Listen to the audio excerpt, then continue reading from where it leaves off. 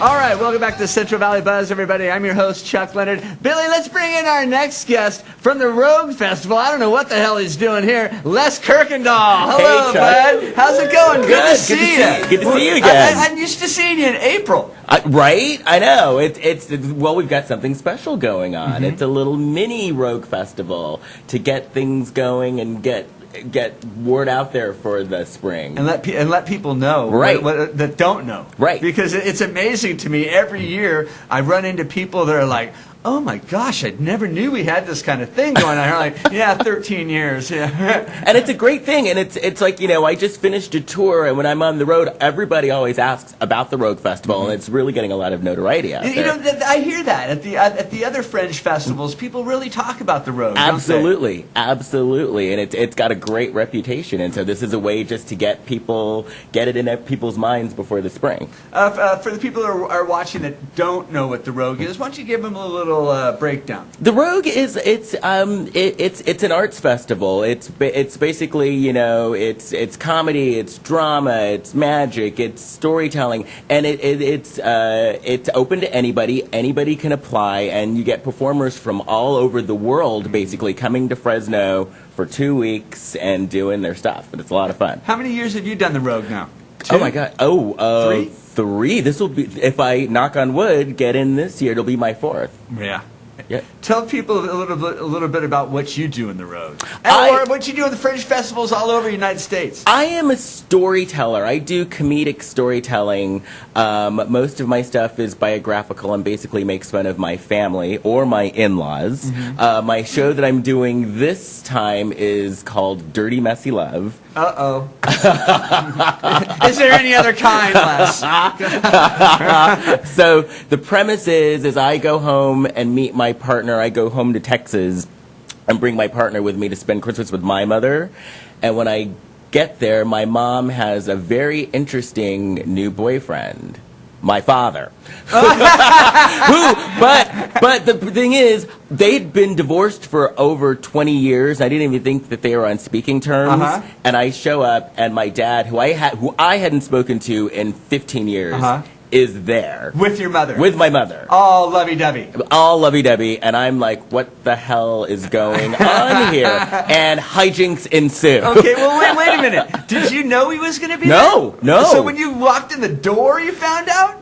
Yes. My dad, and he didn't even live... Okay, and I know that you've been with your partner for a long time. Right. So for 15 years, you don't talk to him, so it wasn't really a big conversation that you'd have with your partner, like, right, you know, how's your dad doing, and what's your dad up to? Right. Well, it was more, my partner was like, wait a minute, I thought you said your parents are divorced. And I'm like, yes, they are.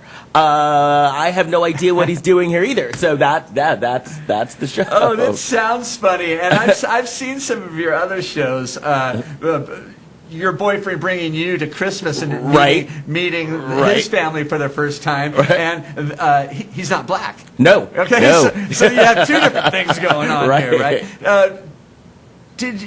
When you came to your boyfriend's house the first time, did his parents already know that he was gay? They knew he was gay, but they didn't know that I was black. So the gay thing wasn't the big deal, but the black thing was. Like, a black man, oh no!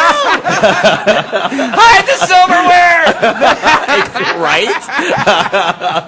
Oh my God, that's funny. And then the second show, was it about your reunion or something? I go to his class reunion, and no one at his class reunion. No, his class reunion in Bakersfield. Almost Texas. And none of his classmates knew that he was gay. Mm-hmm. And there was only one African American person in their class who wasn't there, so everybody thought that I was the classmate. Oh my gosh, how funny! After people see your shows, what do they? Because the Rogue is great, because after the show, I can go up and touch you and talk to you. Right. What do they say after your shows? A lot of people are like, that's a great story. Did that really happen? And I'm like, yes, it did. But the thing that I love about Rogue audiences and Fresno in general is it's such a great friendly audience, and it's just, it's such a fun place to do a show. So it's great to be back.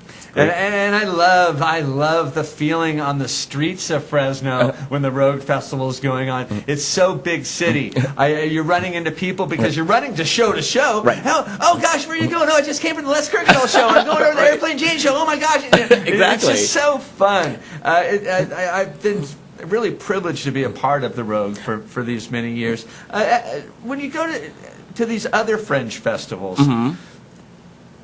how are those cities? Are they really into it just like here? Yeah, some yes, some no. It really depends on the city. The Fringe Festival circuit, and which the Rogue is part of, has really built up over the years in the U.S. So they're all over the place. How many a year do you attend? I do 4 or 5 a year, and I actually ran into a couple of buddies of yours while I was on. I ran into your friends, the Haydel sisters, when I was.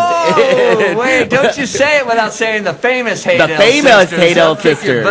I ran into them in Minneapolis. Yeah. And so they told me to tell you, hey. Oh, I love those girls. In fact, they contacted me the other day. They're doing a Christmas show here in Fresno and asked me to be Santa. So, Really? Yeah, if you could have the Haydel sisters sitting on your lap, wouldn't you? Well, I'm sure they have brothers, Les. Okay. All right. So you're here in town. When's the show? My show starts tomorrow. It's tomorrow, Saturday, and Sunday. But the actual mini Rogue starts tonight. At Mia Cuppa. Right. All the shows are at Mia Cuppa. What a great room. Yes. What a great room. Perfect size stage for someone like you. Exactly. Right. What time are your shows, Les? My shows tomorrow it's at 6 o'clock, and then Saturday at 9 o'clock, and then Sunday a little matinee at 4. Okay. What's the cost? The cost is $10. Okay. So it's not that expensive, and you get some great shows. It's less than the movies right there. Right. And right. Les, it's so good to see you. It's good to see you, thanks too. for coming back to Fresno. Thanks for having me. If you guys get a chance, or darn it, just make yourself take the chance and go see Les's show. You saw the way we were laughing up here just talking with him for a few minutes. You'll laugh just the same. We're going to take a quick commercial break. We'll be right back. Stick around.